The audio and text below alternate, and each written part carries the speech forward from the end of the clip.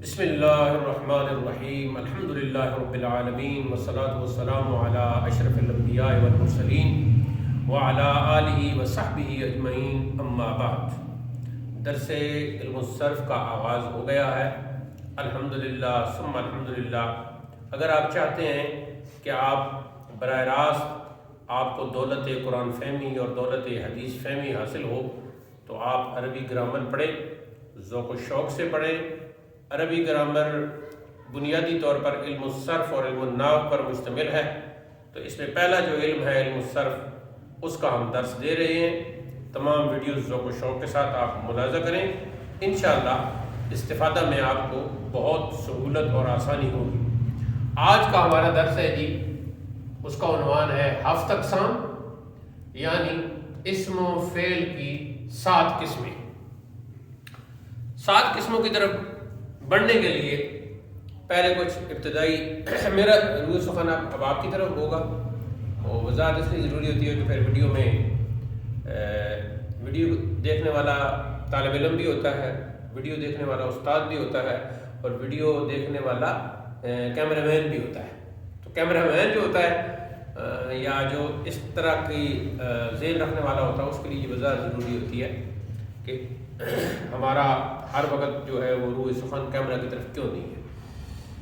تو اس میں یہ ہے جی کہ اب بہت سارے ہم نے اسماء اور کلمات پڑھ لیے ہیں، تو ان میں سے بعض کلمات ایسے ہیں جو صحیح کہلاتے ہیں، اور بعض کلمات ایسے ہیں جو معتل کہلاتے ہیں۔ معتل صحیح تو لفظ بھی آسان ہے، ہماری اردو پنجابی میں بھی استعمال ہوتا ہے، اور اپنے نام کے اعتبار سے بھی وہ واضح ہے، لیکن معتل کا معنی ہے جس میں علت ہو، اور علت کا معنی ہے جی بیماری۔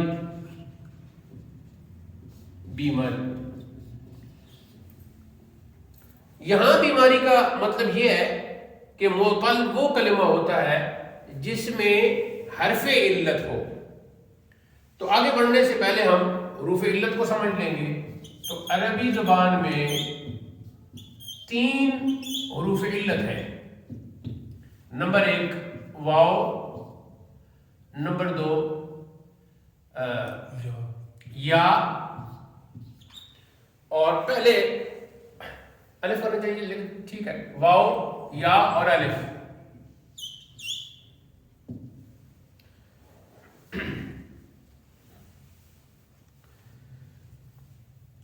اب ان کا جو مجموعہ ہے اس کو کہتے ہیں یاد کرنے کے لیے وایون، یعنی یہ مجموعہ ہے۔ ویسے تو کوئی یا کیوں جو ہے اس کے اوپر پیش کا یا ڈبل پیش کا تنوین کا ہونا کوئی اچھا نہیں سمجھا جاتا، جیسا کہ آگے ہم اصول بیان کریں گے اور بہت کم ہی آتے ہیں۔ یا کا اصل تعلق جو ہے وہ زیر کے ساتھ ہوتا ہے، لیکن یہ ایک مجموعہ کرنے کے لیے وایون کا ایک لفظ بن گیا ہے۔ وایون ہو سکتا ہے آپ نے علم تجوید میں بھی پڑھا ہو یا پہلے پڑھ رہے ہو۔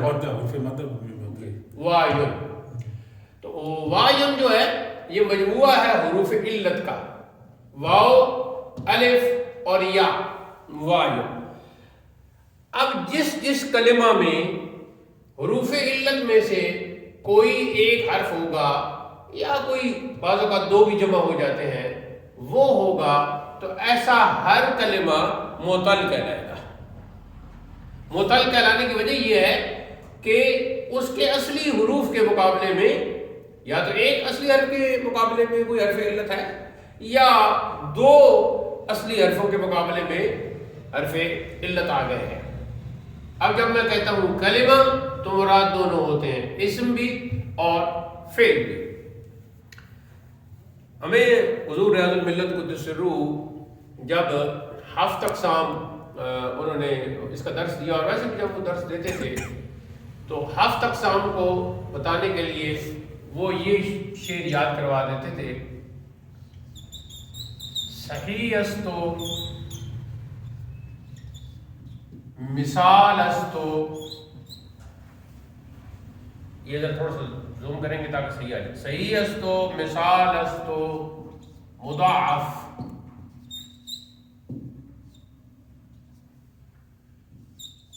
لفیف و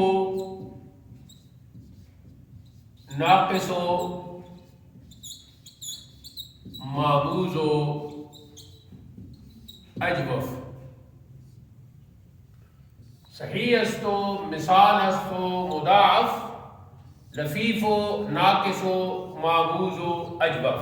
1 2 3 4 5 6 7. یہ اگر شعر یاد ہو جائے تو 7 اقسام جو ہیں، ساتوں کی ساتوں جو قسمیں ہیں، ان کے نام اس میں جمع کر دیے گئے ہیں. صحیح است ہے یا است ہے؟ است کہیں گے، لیکن ہاں جی ہاں وہ ایسے ہوتا ہے کہ جب اس طرح ملا کے لکھا جاتا ہے تو پھر وزن کی وجہ سے چونکہ الف پڑھنے میں نہیں آ رہا ہوتا تو اس لیے پھر یہاں الف کو غائب کر دیتے ہیں. صحیح استو یعنی صحیح استو یعنی ایک قسم کی ہا جو ہے وہ سین میں داخل ہوئی ہے اور الف سائلنٹ ہو گیا ہے، تو پھر جب سائلنٹ ہو جاتا ہے تو پھر لکھتے نہیں. صحیح استو مثال لستو، مثال لستو پڑھیں گے. اچھا لستو، ہاں صحیح استو مثال لستو مضاعف، لفیف و ناقص و معبوز و اجبف. اس کا وزن ہے جی وزن عروضی ہے جو فی الحال آپ کو سننے کے صرف سمجھانے کے لیے کہہ رہا ہوں. مفاعیل مفاعیل فعول، مفاعیل صحیح استو، مفاعیل مثال استو، مفاعیل مفاعیل فعول صحیح استو مثال استو مضاعف، مفاعیل لفیف و نا، مفاعیل کسو محبوب فعول ذو اجوف. اس طرح وزن عروضی کیا جاتا ہے. تو وزن عروضی کی وجہ سے پھر کہیں الف کو جو ہے وہ سالڈ ہونے کی وجہ سے اس کو نہیں لکھتے. صحیح استو اگر آپ الف لکھ بھی دیں گے مثال کے طور پر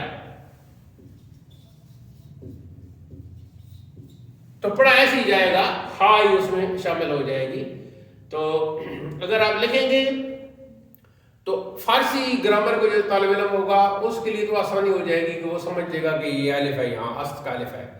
لیکن جو عالم ہوگا، جو وزن عروضی جاننے والا ہوگا، تو وہ آپ کی یہ پھر جو ہے اس کو غلطی اور خطا جو ہے وہ تصور کرے گا. الف زبان اڑتا ہے جی.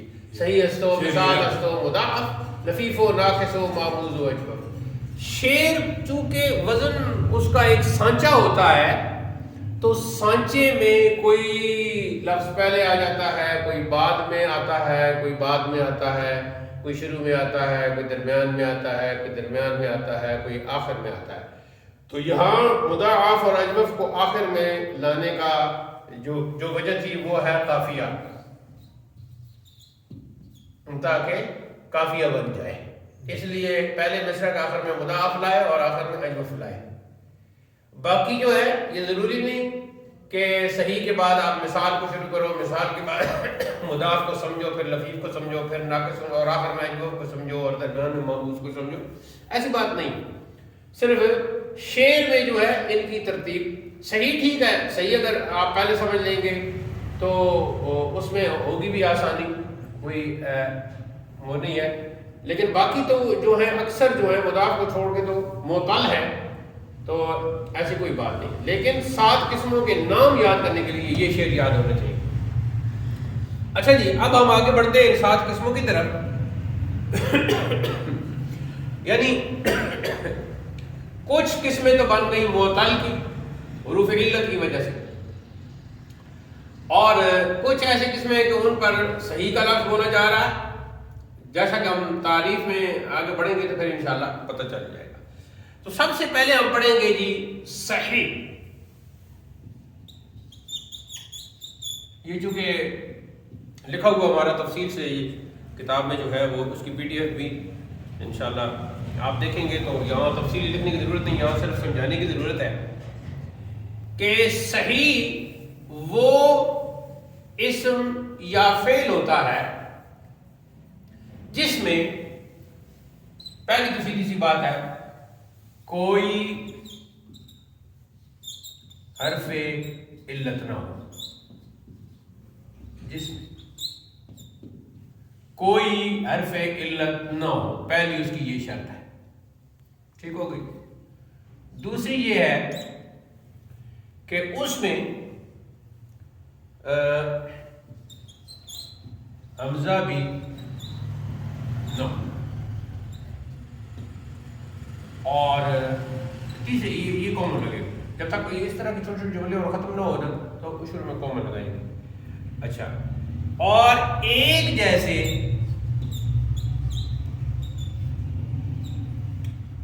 جیسے دو حرف نہ ہو. ہاتھ سے لکھنے کا جو ہے نا فیض، وہ میں ہاتھ سے لکھتے یہاں میں نے دال واؤ اور فوراً اوپر بریکٹ میں 2 لکھ دیا، لیکن کمپیوٹر کی کمپوزنگ میں اوپر 2 لانے کے لیے کافی ٹائم لگے گا، سیکھنا پڑے گا. وہ سمبل سا ایک بنا ہوگا، وہ سمبل کو پھر کیسے جہاں فٹ کرنا ہے اس دال واؤ کے اوپر. تو اس لیے ہاتھ سے لکھنا چاہیے، بار بار لکھنا چاہیے. اور قرآن مجید نے بھی قلم کی قسم یاد فرمائی اللہ نے، اعوذ باللہ من الشیطان الرجیم، نون والقلم وما یسطرون.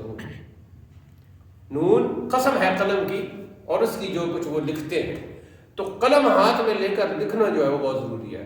اصل قلم تو وہی تھا کہ جو ہم یہ نڑ وغیرہ سے بناتے تھے اور لکڑی کی تختی پر ہم لکھتے تھے، اور ایک خاص ٹائم تک اس کو وہ مٹی لگانے کے بعد خشک ہونے کے بعد پھر لکھتے تھے، پھر اس کو دھوتے تھے، پھر اس کے خشک ہونے کا اور جو وہ ہاتھ میں لے کر اور کچھ ساتھ ساتھ پڑھتے رہنا اور ایسے خشک کرنا اور وہ کرتے تھے.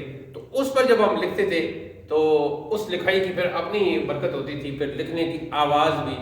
تو ہمارے وہ رشتے میں نانا ابو لگتے تھے حضرت مولانا نواب خان چشتی نظامی رحمۃ اللہ علیہ. تو وہ جب بیٹھے ہوتے تھے تو کہتے تھے کہ سب لکھو اور مجھے آواز آئے. تو جب تختی پہ قلم چلتی تھی تو آواز بھی آتی تھی، اسے سریر کہتے ہیں. سریر سواد کے ساتھ. تو اب صحیح جو کلمہ ہے 3 شرطیں ہیں جی اس میں. کوئی حرف علت نہ ہو، یعنی واو الف اور یا میں سے کوئی نہ ہو. حمزہ بھی نہ ہو، یعنی یہ حمزہ یہ حمزہ، یا کے اوپر حمزہ، واو کے اوپر حمزہ. یہ اگر رسم الخط میں یہ ساری باتیں آپ سمجھیں گے. بعض اوقات حمزہ جو ہے اس انداز سے لکھا جاتا ہے اکیلا الف کے نیچے زیر ہو تو بھی حمزہ ہی بنتا ہے جی. کبھی اکیلا لکھا جاتا ہے، اور جب اس شکل میں ہو نا تو پھر یوں لکھا جاتا ہے، یہ زیر کے لیے، یہ زبر اور پیش کے لیے. اور کبھی اکیلا لکھا جاتا ہے، اور کبھی یا کے اوپر لکھا جاتا ہے، کبھی واؤ کے اوپر لکھا جاتا ہے. لیکن جب یا اور واؤ کے اوپر لکھا جاتا ہے تو پڑھتے حمزہ ہی ہیں. ٹھیک ہے جی. اس کی تفصیل رسم الخط میں اور آگے آ جائے گی، خود بخود پڑھیں گے. حرف صحیح وہ ہے کلمہ صحیح، اسم صحیح اور فعل صحیح جس میں حرف علت نہ ہو، حمزہ بھی نہ ہو، ایک جیسے 2 حرف نہ ہو. مثال کے طور پر جیسے 2 با، جیسے 2 دال، جیسے 2 میم، یہ ایک جیسے نہ ہو. اب آتے ہیں جی مثال کی طرف. جیسے ضربن، ضربن، اس کا وزن نکالیں جی، بروزن فعل. یہ ذرا بولیے، ضربن بروزن فعل تلفظ کریں.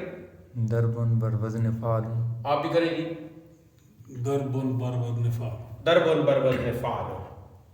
تو ضاد فا کلمہ، را عین کلمہ، با لام کلمہ.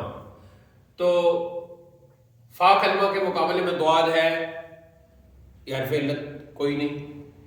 عین کلمہ کے مقابلے میں را ہے، حرف علت کوئی نہیں. لام کلمے کے مقابلے میں با ہے، حرف علت کوئی نہیں. تو پہلا نقطہ تو یہ کلیئر ہو گیا. حمزہ بھی نہ ہو، ضربن میں کوئی حمزہ نہیں. تیسرا یہ ہے کہ ایک جیسے 2 حرف نہ ہو. ضاد بھی یہاں اکیلا ہے، را بھی اکیلا اور با بھی اکیلا. ضرب. یہ تو مثال کیجیے. اس کے نیچے چھوٹا سا آپ لکھ لیں اسم. دوسری مثال اس کی ہے جی وہی جو ہم نے پڑھی ہوئی ہے، ضربا. ضربا جی بروزن فعل. اب مجھے یہاں ایرو لگانے کی ضرورت نہیں. فا کلمہ ہے ضاد، عین کلمہ ہے را اور لام کلمہ ہے با. تو نہ حرف علت ہے، نہ حمزہ ہے اور نہ ہی ایک جیسے 2 حرف ہے. تو فعل ضرب ابھی کیا ہو گیا؟ صحیح. آگے چلتے ہیں جی. اب یہ صحیح ادھر ہے نا اور دوسرے مصرع میں ہے محبوس, لیکن اس میں چونکہ آسانی ہے تو اب ہم دوسرے نمبر پر پڑھ لیتے ہیں محبوس.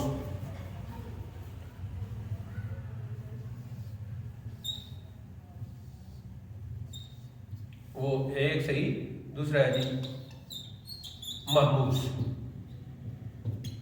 محموز کا لفظی معنی ہے حمزہ والا. محموز حمزہ والا. ٹھیک ہو گیا جی.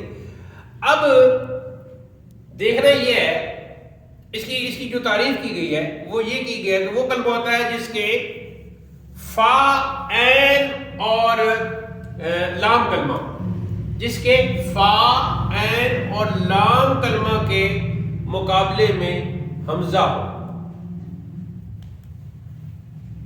جس کے فا, عین اور لام کلمہ کے مقابلے میں کیا ہو جی, حمزہ. کبھی حمزہ آئے گا فا کلمے کے مقابلے میں تو وہ بھی محموز ہو گیا.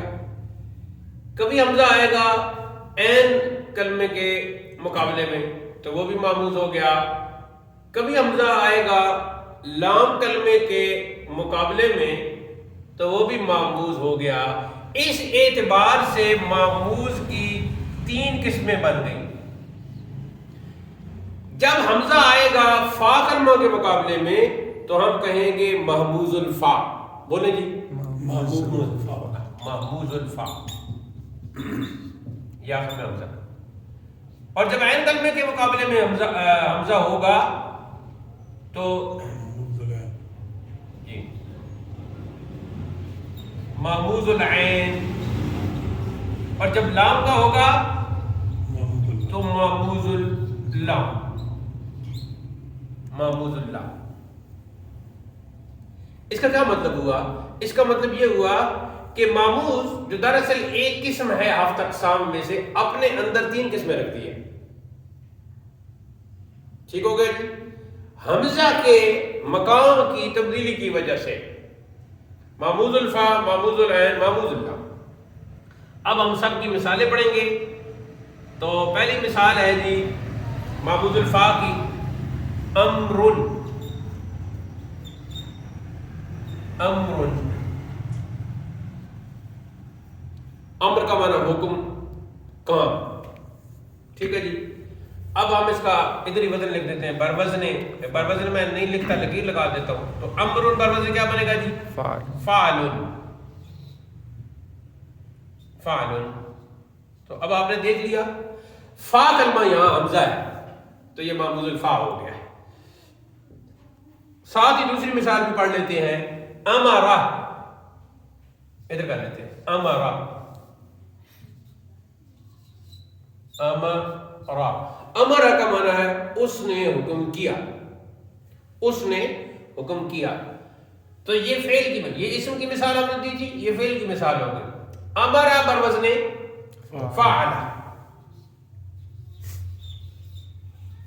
تو جب ہم نے تینوں پر دیکھا تو یہاں فا کلمہ جو ہے وہ حمزہ ہے.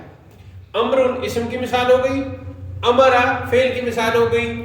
اب یہاں آپ عربی زبان کی وسعت, اس کی خوبصورتی, اس کی بلاغت اور اس کا کمال دیکھیں کہ یہ 3 حرف ہیں, حمزہ, میم, را. امرن پڑھیں گے تو اسم بن رہا ہے اور امر پڑھیں گے تو فعل بن رہا ہے. کیوں جی, آپ کی طبیعت بات تو ہے نہیں ٹھیک ہے. اب آتے ہیں جی محموز العین کی طرف. یہاں ہے سألن, حمزہ کو اس طرح بھی لکھتے ہیں, یعنی یہ سألن. سألن پر وزن فعلن. سألن پر وزن فعلن. سألن کا مطلب ہے سوال کرنا, پوچھنا.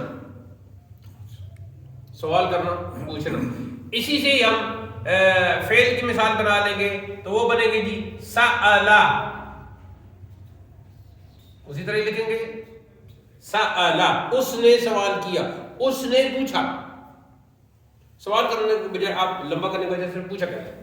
سألن پوچھنا, سأل اس نے پوچھا، سأل بر وزن فعل، یہ اس کا وزن یہ ہو، اور اس کا آگے ہے جی معموز العین کی مثال، معموز اللام کی مثال، وہ کیا لکھا ہے؟ قرء، اب یہاں حمزہ کے لایا ایسے قرء، قرء کا معنی ہے پڑھنا، اور قرء بر وزن فعل،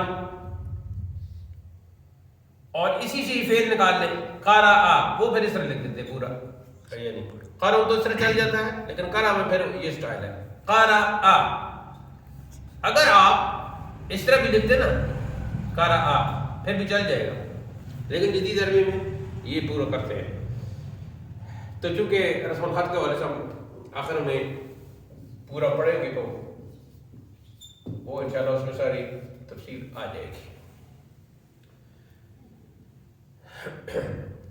یہ عربی میں کہتے ہیں جی رسم الخط کو قواعد الکتابہ، قواعد الکتابہ۔ اچھا، اب یہ معمول بالکل کلیئر ہو گیا جی۔ یہاں میں نے جو مثالیں بنائی ہیں نا، بہت کم ایسا ہوگا اس طرح کی آپ مثالیں، وہ معمول الفا کی مثال اسم کی کوئی اور دیں گے اور فعل کی کوئی اور دیں گے، لیکن میں نے اسی سے امرون سے امرا بنا دیا، تو یہ ہے جی خانقاہ واحدیہ، تو خانقاہ واحدیہ میں اور انداز ہوگا، سألن سأل، قرء قرأ، اس نے پڑھا۔ اب ہم آگے چلتے ہیں جی، اور اس دوران کوئی سوال آپ کرنا چاہتے ہیں تو کریں۔ 2 قسمیں ہماری مکمل ہو گئیں، معمول کے آگے پھر 3 قسمیں ہو گئیں۔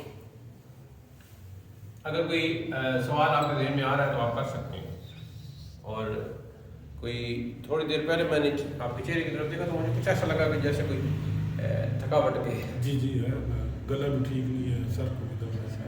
تو پھر کیا آپ سمجھتے ہیں جاری رہے کلاس؟ نہیں جاری رہے آپ، ٹھیک، وجہ سے بند نہ کریں۔ تیسری قسم ہے جی مضاعف، اس کو فارسی اور اردو سٹائل میں ضاد بھی پڑھ دیتے ہیں مضاعف، اس میں عین کی جو زبر ہے اس کا خیال رکھنا ہے، مضاعف نہیں پڑھنا، مضاعف۔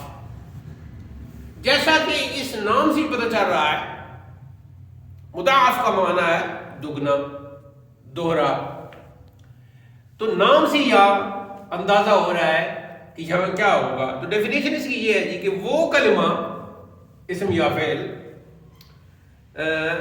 جس کے 2 اصلی حرف ایک جیسے ہو، کل 3 ہے نا فاعل نام، تو 2 اصلی حرف اس کے ایک جیسے ہو، تو مضاعف کا نام چونکہ ڈبل کے معنی میں دوہرا، ڈبل، دگنا، تو یہاں اس میں پھر یہی نام اس کی مناسبت سے رکھا گیا ہے۔ تو اس میں اب کیا ہوگا، پہلے مثال پڑھ لیتے ہیں پھر ہمیں سمجھ آ جائے گی کہ کہاں کہاں۔ مثال کے طور پر بریکٹ میں نہ لکھتے نا دورہ، ہاں دورہ، یہ ہاں دورہ بھی لکھ دیتے ہیں اور ڈبل بھی لکھ دیتے ہیں، ڈبل نہیں، ادھر تو یہ سارا ادھر لکھا ہوا ہے نا، سب کچھ انشاءاللہ سمجھ آئے گا۔ اچھا، وہ آپ کا ایسے ہوا تھا کہ آپ نے پروو ہی نہیں کیا، جو گروپ کا ہے نا انویٹیشن، وہ آپ نے پروو نہیں کیا، پتہ نہیں کیا وجہ، کیوں نہیں ہو رہا وہ ابھی؟ نہیں میرے پاس نہیں آ رہا بالکل نہیں، ابھی جب ختم ہوتی ہے ہماری یہ گفتگو تو پھر وہ کر لیں گے، ٹھیک ہے جی۔ تو اب اس کا کیا ہے کہ اس کی ایک ہی شرط ہے کہ 2 اصلی حرفوں کے مقابلے میں ایک ہی حرف ہو، یوں سمجھ لیں آپ۔ یہاں میں نے لکھا کہ جس کے 2 اصلی حرف ایک جیسے ہوں، مطلب ایک جیسے ہوں یا ایک ہی حرف وہاں ہو، تو اس کی پہلی مثال ہم پڑھتے ہیں جی، جیسے مدن،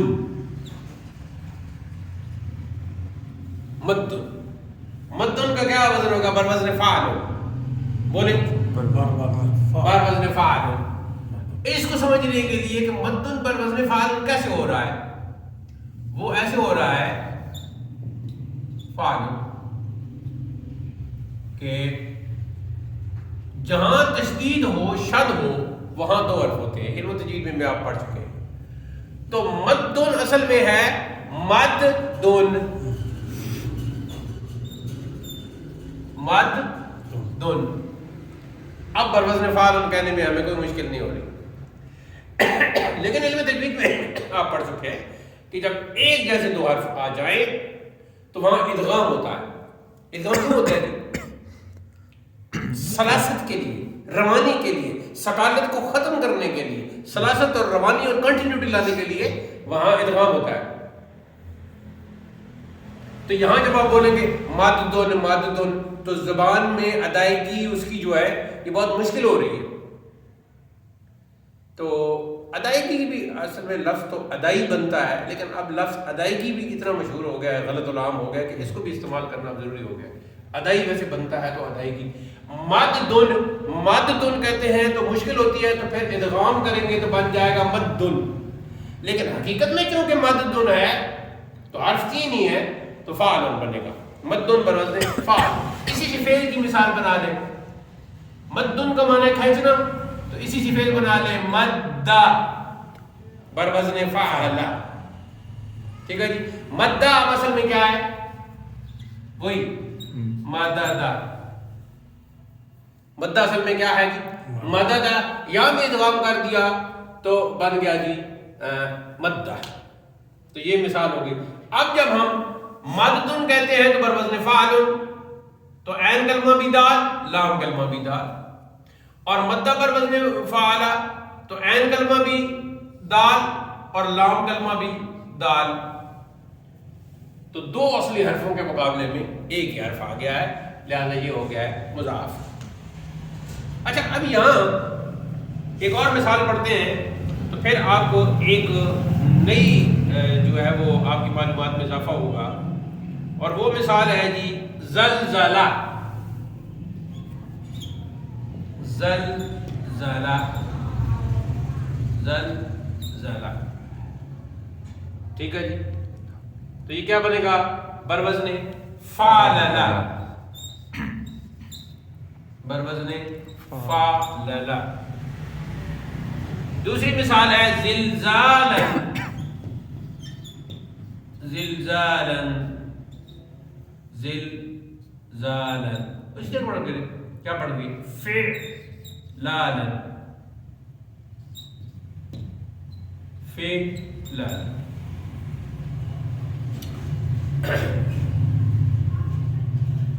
اب یہاں تھوڑا سا جب کہتے ہیں نا فعللا زلزلہ فعللا، تو اس کو سمجھنے کے لیے ہم اکیلا لکھ لیتے ہیں یہاں زلزلہ فعللا فعللا. تو فا کلمہ ہے جی زا، اور عین کلمہ ہے لام. ٹھیک ہو گئے. اور پہلا لام کلمہ ہے زا، اور دوسرے لام کلمے کے مقابلے میں لام ہے. ٹھیک ہے جی. ادھر کیا تھا؟ ادھر فا سے کوئی تعلق نہیں تھا، عین کلمہ بھی دال ہے ایک جیسا ہے، اور لام کلمہ اور عین کلمہ ایک جیسے ہیں، تو وہ دونوں ساتھ ہیں. ادھر یہ ہے کہ ایک جیسے حرف جو ہیں وہ الگ الگ آئے. ایک حرف آیا ہے فا کلمہ بن کر اور دوسرا آیا ہے لام کلمہ بن کر.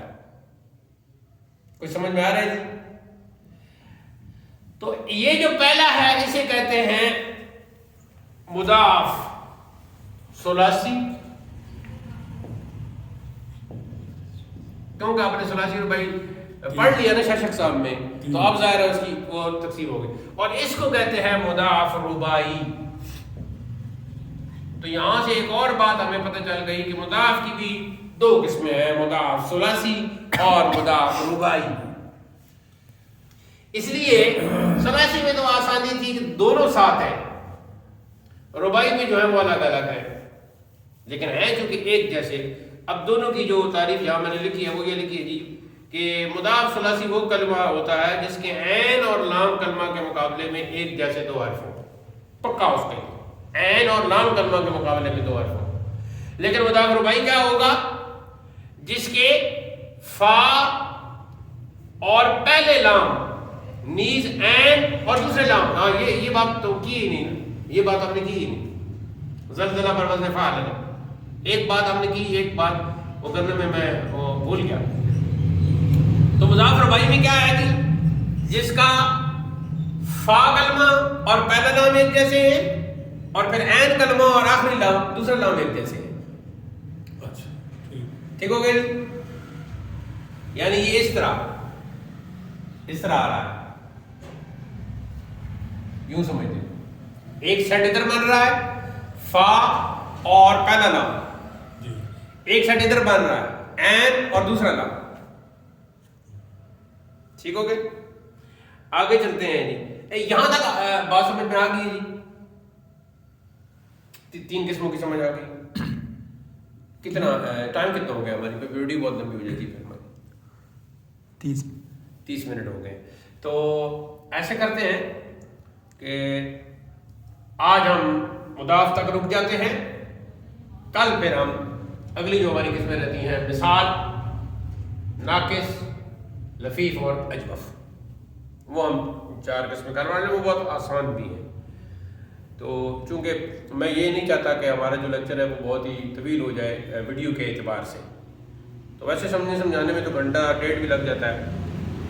تو آج مضاف پر ہی سلسلہ کلام ختم کرتے ہیں، کل پھر مضاف پر بھی گفتگو کریں گے، اس کی قسموں کو مزید سمجھنے کی کوشش کریں گے، اور کوئی سوال آپ کی طرف سے ہوگا یا مزید مثالیں یہاں لکھیں گے تاکہ اور آسانی ہو جائے۔ اور حافظ اقسام میں سے بقیہ جو قسمیں رہتی ہیں وہ کل انشاءاللہ ہم پڑھیں گے بشرط زندگی۔ آج کا جو درس ہے تکمیل آشنا ہوتا ہے۔ وصلی اللہ تعالی علی حبیبی سیدنا و شفیعنا و مأوانا و ملجانا و قدوتنا و مولانا محمد وعلی آلہ اصحابہ اجمعین، وآخر دعوانا الحمد للہ رب العالمین، والسلام علیکم ورحمۃ اللہ۔